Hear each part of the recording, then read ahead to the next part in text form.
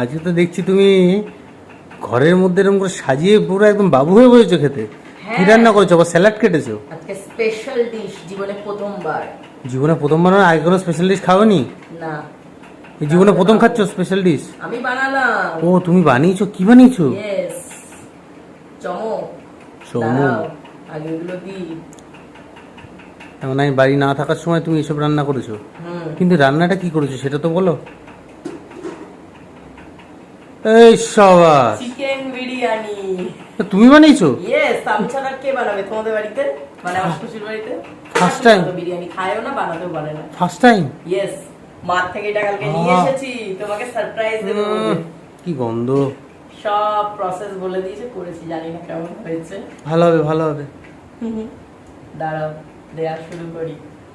এবার বিরিয়ানি তো কাটতে হয় কেমন নিয়মে, একটু সাইড দিয়ে। আলু। ডিম দিয়েছো নাকি? না, ডিম দিইনি গো। উইদাউট ডিম, তাই তো? ডিমটা ছিল না। তুমি এত কিছু জোগাড় করে আনলে কখন? সাবাস, থ্যাংক ইউ, থ্যাংক ইউ। এটা ভালো সারপ্রাইজ পেয়েছি আমি, বলতে পারো। ধন্যবাদ, ধন্যবাদ। পুরো ঝুরঝুরে, দেখেছো?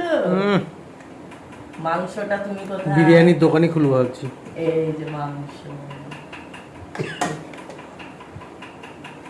মা বলছে আমি এত সুন্দর বিরিয়ানি বানাই, তুইও বিরিয়ানি বানা। দেখো মাংসটা কি সুন্দর সেদ্ধ হয়েছে। আমি মিডিয়াম পিস এনেছি। খেয়ে নিলাম, রাখছি আমি, চলো।